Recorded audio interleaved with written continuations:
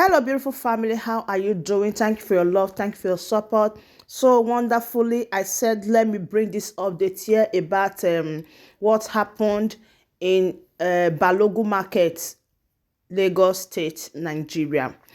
I want us to listen to our people, what they have to say. It is so sad indeed. But anyways, God is their strength. Listen to them and I'll be right back.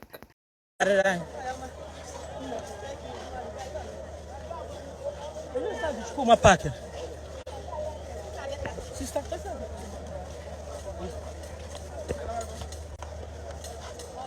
Okay, mbalawa be can just every packet is far from here.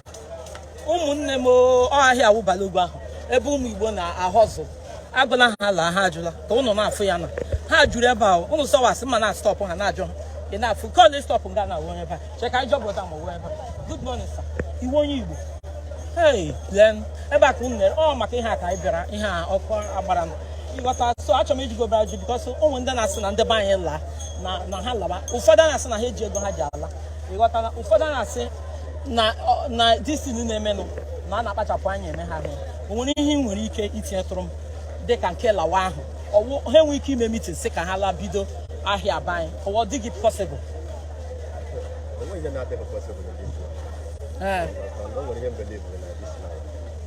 if some of us lost our brothers and sisters by death and up to today, they still make up with their mind and live.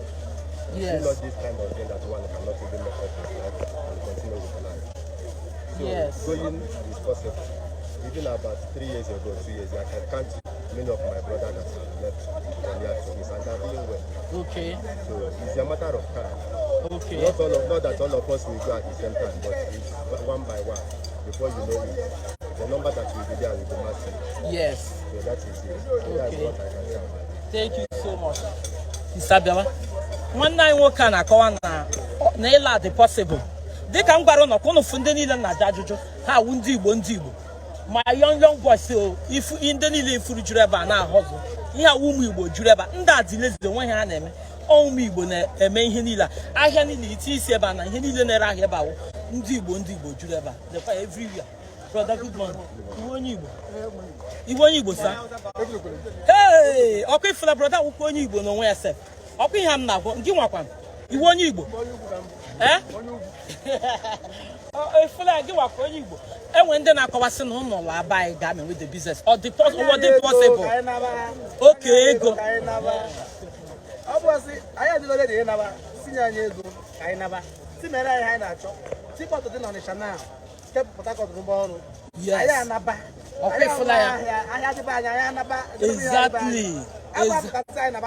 Without anything.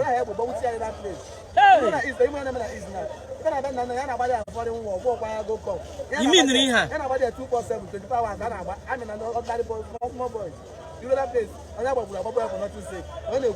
It's your one got hey.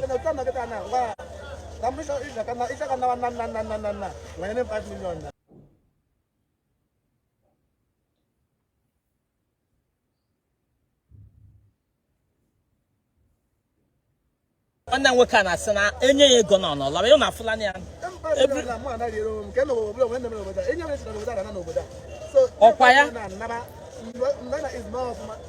because ndị njụrụ ajụ ebe a na-asị na ndị obodo a tigoro ọkwa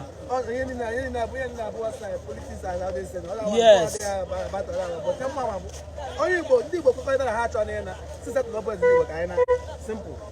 ọkwa ụnụ anụ naanị ya na hey, ana m move na ka m gaa ebe anyị pakịrị labụrụ onwe m ụnụ anụ naanị ya na le ma nwere ndị ọzọ m ga-ahụkwu a sị gị na ihe juru ebe awụ ndị Igbo juru ebe a ka ha na-ahọzụ a na-akpọ ya Balogu Market ndị makwa ya ama ya ana m abịa ebe azụ ihe sef ndị niile ifuru ebe a ha na-ahọzụ ihe awụ ụmụ Igbo ka sista ka iruo na that junction a ka e nwere ụmụ Igbo na-ejukwa ebe ahụ na-erecha ha niile imeniri ha chere masita nne dan iwu onye Igbo ee ọ ya ka mụ na ya na-ekwu na ndị Igbo juru ebe a danụ ndị obodo ọ maka anyị bịara maka ọkụ agbara ihe agbara ebe a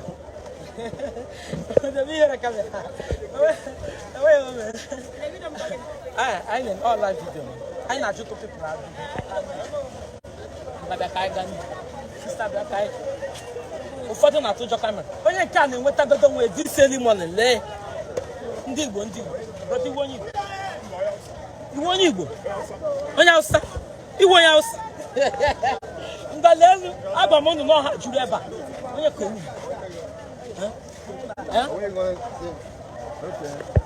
Mana ndị Igbo juru eba menu.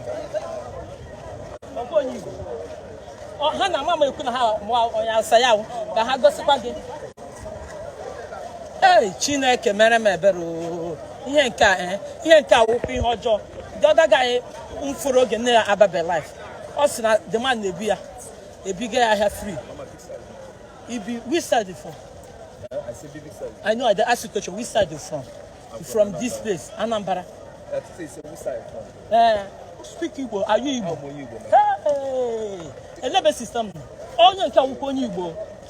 O nwere ihe people na-ekwu ha sị n'ụla elihi igekwu n'ime ya na elihi igekwu n'ime ya ụmụ Igbo ụmụnne nọ na bamba ndị n'obodo Igbo ma ndị nọ other places ha sị ihe a na-eme na ọ dịla bad na akpakọcha agba ọkụ elihi nwere ikwu etiri m ọnụ onye ana-agba aka alakwane ndị ji ego ka ọ dị n'aka because ha ekwekọrịtaghị Frodaje ya eto onye Igbo na anwụọla m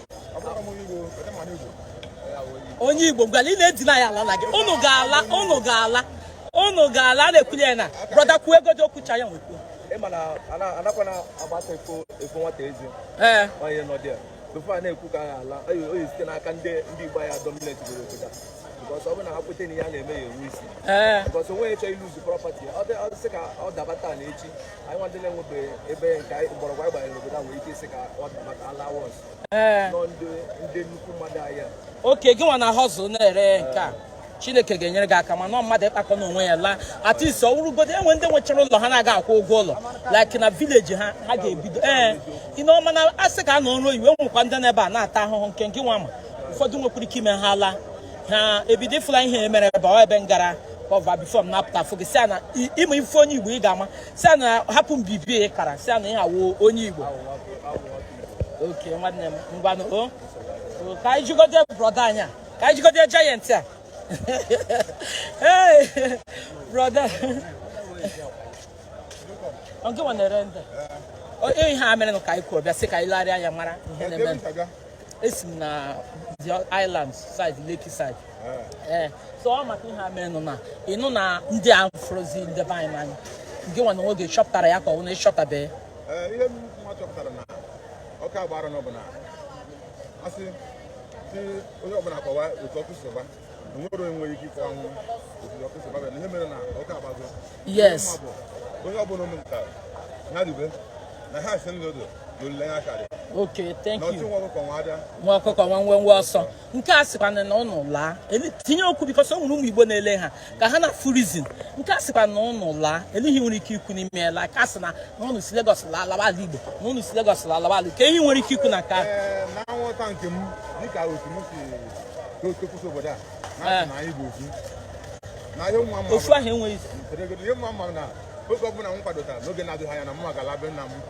ebe abụrọba anyị yes okay onye ọbụla sị na ya ga-abịa chụ m wute ike yes ha ma meli ya abi mana ịfụla n'ihe ha na-eme mebisi n'ihe ndị banye ọ ya ka ụmụnne anyị ajasị si na ụnụ kpaa ya ka nkata mee ya ka mitin ka eburu ahịa bufee ebe anyị mana ụmụ nwanne anyị nwoke na-ekwu na seaport adịghị onwe ebe ha si ebu ọ bụrụ ihe anyị nwa ga-emenwu because it's like na anyị nwa bụ common men on the street ndị anọ n'isi achọkwa n'ime na ndị ga-emeditin na ha nwa m onwe ha ekpere mbụ ka ha nwee ike meditin ka onye ọbụla nwere onwe ha ka ọ dọrọ onye ukwu mma dọrọ onye nta mma ise nwa nọ na meron na nwere ha nwere ike ime anyị na-achọdoro nke ga-aba anyị afọ famili anyị ọkwụ na n'ihe nwanne anyị nwoke akwuru ụnụ anụ na ya na ụmụnne m sista ngwa nga junction a mechie the video ụmụnne m dịka m gwara nọkwa ụnụ ndị na-ajụ ajụjụ kemgbe si gị na ihe niile ihuru juru ebe a ụmụ Igbo ebe ha na-ahọzụ imi niri ihe niile a ha nchere niile onye na onye oyi onye Igbo isi onye onye Igbo okay ka m find out brother good morning iwu onye Igbo enwekwana iwu onye Igbo hey nna Igbo'S ọkụ o nwere ihe nkwuru bịa ọ ebe a ọkụ gbara ka ngara cheki ya mana o nwere obere okwu mma ala ka ịjụtụgo ụmụnne anyị na-asị na ụmụ Igbo na-ere ahịa na Lagos na ha lab isi ga-arịba ahịa ụfọdụ a na-asị na ha ejigo ego ụfọdụ a na-asị na ha ejigo ego ha ji ala ngị nwa na onwe gị na nwere okwu ị nwere ike itinye ka advice ị ga-enye ha dịka mgbe ọla gba ahịa ha ọkụ mgbe ọla gba ahịa ha ọkụ ọwa ịla isi ahụ ga-bidokwa life nwayọọ nwayọọ wụọ ka ha mma da na mgbe ọla mmadụ kpakọcha ego amụnye ya ọkụ eleghị nwere ike ikwu some do buy and look at the mistakes. Nobody can either maybe gel or maybe okay, she connect the lights. If there's wrong connection, they cause the light. But in part of say, shall we go east and start our business there? So that's fine. We never go Biafra. If Biafra go today, we probably locate to east. Abi, okay, na kwa na una Biafra nwe isi. No no da ala. Yes, but if I say something, let I assume this another market, another international and trade fair. This trade major market, this Lagos state. I do mean the street to east. It's a different case. Our life that one. Then all of us can be going more. So that is it. Huh? That is it. Brother, bia tinye ọnụ n'okwu a. Chere okay, ndị Igbo nwe plaza niile anyị na-asị. Ndị Igbo nwe ya. My shop and my shop never 600. Hey!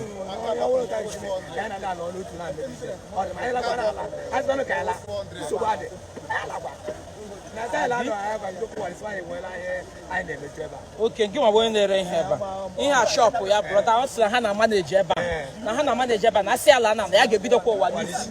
Ịghọtala? Na ya ga-ebidokwa ụwa n'isi. Mgbanụ. Bịaba. Ụnọ na-anụ naanị ya. Ifrarizi ha na-enye. Ifrarizi ha na-enye. Brother. Onwe ha na-ere ajụjụ ka a na-ajụgasị ụmụnne anyị ndị Igbo. Ndị ha a na-ajụ gị otu ọkụ a na-eme ụmụ Igbo kpakọcha ihe ore ọkụ na foreign land ụfọdụ ndị amịrị amị ụfọdụ ndị emere by mistake. So o nwere ndị Igbo ụfọdụ gwara m okwu ụfọdụ ha sị na ụmụnne anyị ndị Igbo a na-ebere ahịa na ha niile laa n'ala Igbo ga-ebe ahụ mepee ya ka ihe nwere ike ikwu n'ime ya. Anyị niile dị support of that because anyị adịgo tired of here. Akọ ha nwa na-eji aka ha etinye ọkụ ọ bụghị na ọkụ na-adọsịrị ahụ sometimes ha si na wo generator sometimes ha si na onye isi onweghị nke ọwụ Why not ha na-eji aka ha etinye ọkụ ha na-eji ata anya ahụ some of them are new developer bịa ha were the new developer rute agwa ndị be anyị ha ajara ha ego na shop ndị be anyị reject etinye ya ọkụ agwazie gị everybody ga-apụ or you renew the shop for that ndị be anyị ga-emetere the place because ejighị ebe ahụ mara ha so ọ ihe ha na-eme anyị ihe a ọ bụrụ ma sị na in fact anyị letara ịla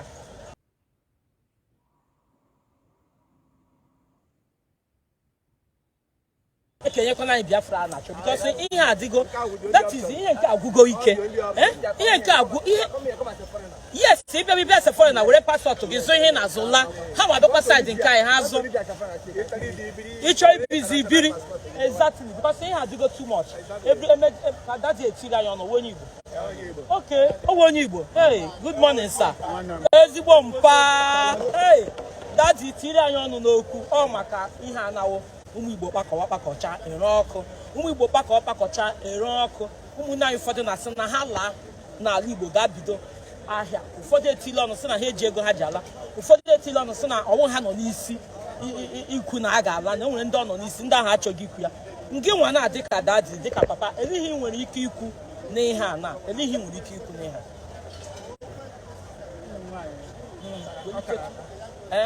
ọ kara anyị aka o ji onye mbụ o ji onye abụọ anyị ahụghị ebe a ga-ebegide aka anyị ebegide n'aka n'ike ee Chineke m nke ịlakwa n'aka m na-ajụ gị ọ wee sọpọtụ sị ka ha lawa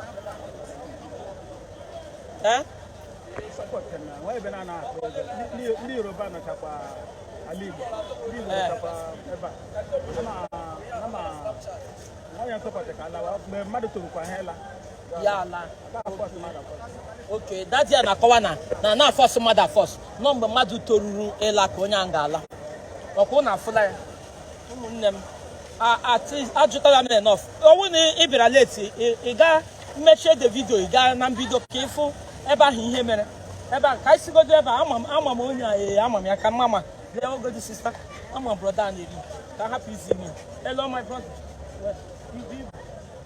Okay, I want him now. I got a na Okubara.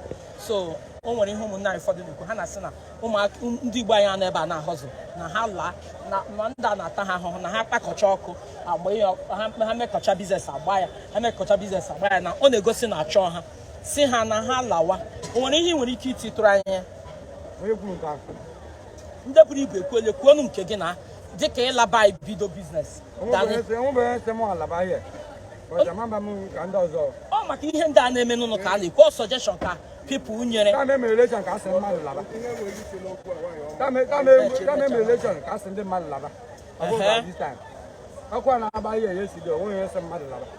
mba suggestion ka a na-ekwu a na-akọwasị na ihe a ụnụ nọ ebe a na-eme mgbe ụlọ agbọ ihe agba ọkụ biznes na-emebi na what of ịga n'ala Igbo develop obido ahịa ọ ya ka na-ajụ gị ka suggestion ị nwere our government can everything. Okay. We have any structure. You never do foundation, anything, nothing. Okay.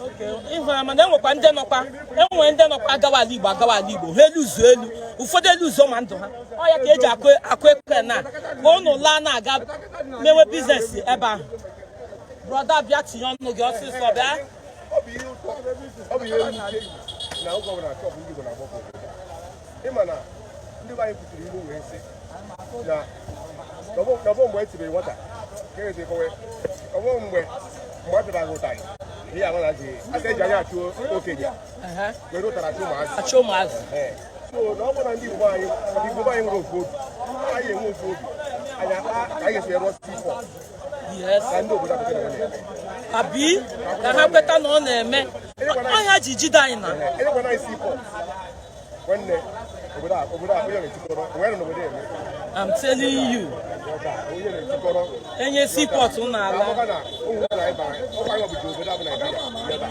so ọ bụrụ na enwe ihe a nwata ọzọrọ wee na-apọsị na Igbo ihe ama eme ike agwụla gị abi nwanne nwoke asị na ike agwụgo ya na mgbe ọbụla ka a na-afọstrete ha na ike agwụla ha my sister ka anyị titụkwa n'ọnụ dịka nwaanyị anọzi n'ahịa oke enwere nwaanyị njụrụ mbụ nwanne nwaanyị iwe onye Igbo anyị kee ka ị mere oke ngị nwa na-ere earring nda eleghị nwere itinye n'ihe a na-eme ebe a na eleghị nwere ikwu ịnụ na ihe m na-ekwu ụmụ Igbo kpakọcha amụnye ọkụ ụmụ Igbo kpakọcha amụnye ọkụ ọ dịghị ka ndị amaghị ama eme ha nwere ikwu ya bụ na adị m ka amụma eme ihe especially n'oge n'ihe emechara election yes ajọ okwu niile ha kwu gbasara ndị be anyị ha amụma eme ha bikos ọbụrọcha ka ihe agbụwara ọkụ everyday ndị Igbo na-aka ntụ nọsi mgbe ọbụla ha na-aga na-enwe ihe ọghọm everyday apụta agbanye anya ọkụ ọ bụrụ na anyị ga-enwekwa okwu obi asị ndị be anyị na obodo anyị jemezi obodo anyị ka ọ dị ka ebe a ọkwefere nwanne nwaanyị a na-ekwu God bless you yes I like m okwu gị queen akwasị ka alaba anyị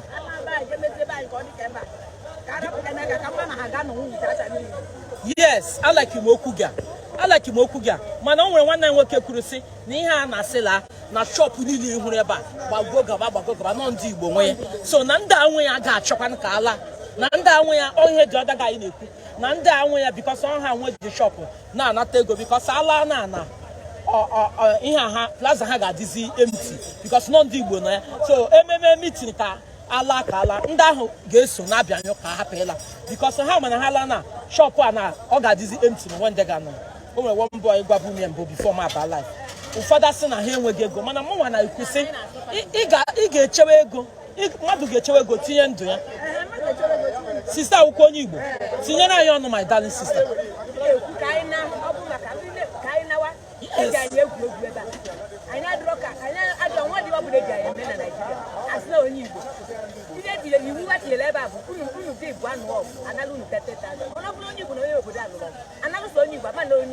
hey you mean the here yes oh my God aja bọọlụ ọga na onye Igbo agaghị ana so ide ekwu sị ka ala gabido ahịa aba anyị ọ bụ ụnọ nọ na union ebe a ụnọ nọ na union yes and you call my because someone no gun on union now, especially this place. A queer la, oh, one that Jago, Haggy, Haggy, government to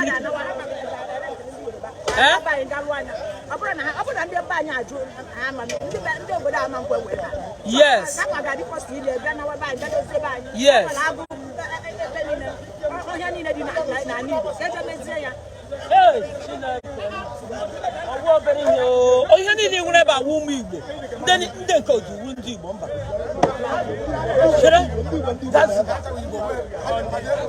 Isn't any landing? Chera, ndani la na Windy.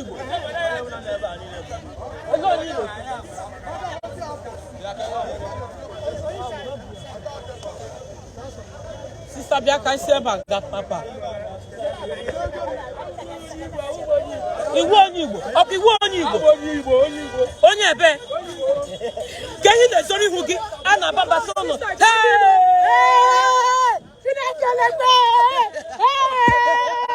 Why I get put pamuga? Onye Igbo ki wonye be. Onye Igbo. Onye awo onye Igbo. Iti shono onye awo onye Igbo. Onye be. Onye Igbo. Nwa fi mo set. Ona so ko ina chi deny your brage. Ina chi deny your brage. Iwo ko open tit gi wana we. Why I got kwati kwalo na ya. Why I got kwati kwam. Get to my sister.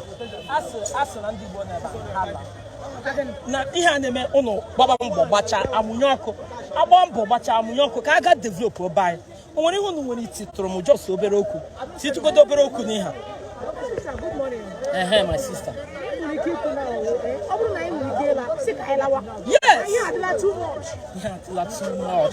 yesterday otu ka ji megide enwodo ye shedra yesterday enwe ihe obula na abia hanga ka eji kwenchi ọkụ hey at last is it 9 minutes they get apotazie ndege kwenchi sie mgbe enwe ihe niile emebisichana okay na afun hey otu anyị nọ na esi na ka anyị lawa ebe anyị na ọ gadịrị anyị nke nwa na nwe gị ga like kwa ya ọkwa ka alawa ba anyị ngwanu Eastern governors ọ ga-help kwanu because all ha nwa ga-enwe the right map area a ga-asị ebe a ka a ga-arụ ahịa ebe a ka a ga-arụ ahịa ewepụta ego gọọmenti a na-arụ ya ọ na-enwe ike ịla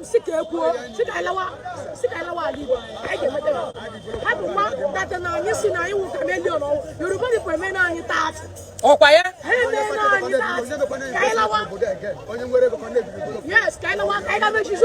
okay brother na-akọwa na ka emechizi ime investment na Lagos ka ihe ji ekpuchi ihu gị iwe onye Igbo na-ekpuchi ihu gị pụọ ebe a na mezi gị yes because ndị obodo a na-emezi anyị taasị hey Chineke nna what do too much n'obodo azi kemgbe eji mecha vote a this vote last vote a okwe here even ndị na-anaka anyị ego here ihu na-emezi anyị nwa taatị iwukwa aja yo bro sister ma idikwa aja too much yo Jesus Christ ngwa na ọka ma mụnwa na onwe m okokwa na lawa ahụ mana ụmụ ụfọdụ na-ekwuru na ọwụ ha ga-ekwute lawa na ọwụ ha ga-arụ ahịa ọwụ ha ga-eme nke mụnwa na-ekwukwa na ndị gọvanọ Eastern governors anyị na ọha nwa ga-ejukwa n'unye aka ihe ụmụnne ha na-ebe mapụ ebe a ga-arụrụ ha ahịa ahụ ịghọtala eburu ahịa buga ya ebe o nwere ebe a na-akpọ Alaba na Owerri ebe ahụ egwu ogo na o n'Owerri oke mba nke ahụ international market yes nke m na-egro kwa mana nke m na-ekwu uwe Alaba ebe a na-ere ma pass oke iwe nwa afọ Owerri hey imere bole ishinini why get better come out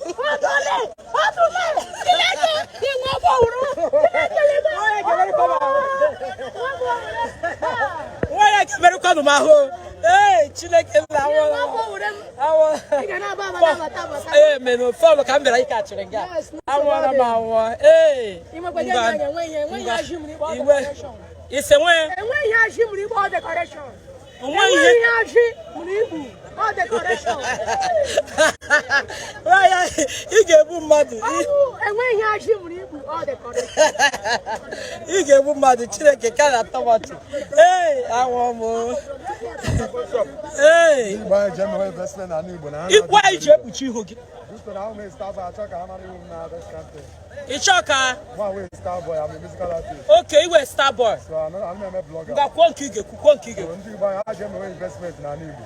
Emezina na obodo ya ọzọ, na ọ wụ iberibe ka a na-ada. Ndị obodo a na ebe awụghị Ọnịcha na ya tụla vote na ebe awụghị Ọnịcha si na ụmụ Igbo ada were mansion na-ara everywhere arịkasị ụmụ Igbo cheta na village ka ihe dị mma cheta ebe anyị ka anyị jemepe ya onye ọzọ mmiri ọwụchie onye ọzọ ebe ọwụchie na ụmụ Igbo na-emepesi obodo ndị ọzọ ụmụ obodo a mere ka anyị mụrụ mgbe atụrụ elekshọn datara na anyị abụghị ofu na onye ọbụla lawa iwu be anyị ka bịa ha sa anyị dị ịtụ votu iwe onye Ọnịcha mgbe ha nyezi anyị Biafra anyị ka anyị laba ha nyezi anyị Biafra anyị ka anyị laba n'ụlọ anyị na-ayọ ha na-anyị Biafra anyị ha nye anyị asị na anyị la isi ka anyị laa n'obodo a ka anyị fụ ihe obodo a ga-eme yes obi nwa ga-akpa anyị niile ka anyị fụ ihe ha nwa ga-eme ndị Igbo amaghị ihe anyị bịara n'obodo ha ihe ntakịrị bute anyị ka egwuo bute anyị onye Igbo mee ihe a na ihe na-enweghị ihe ọnwụ ha niile nwụpụta si ka egbuo onye Igbo onye Igbo si ka anyị laa ka onye ọbụla zuru ike tomorrow today asị m ka anyị laa onye ọbụla zuru ike ise mụwa soso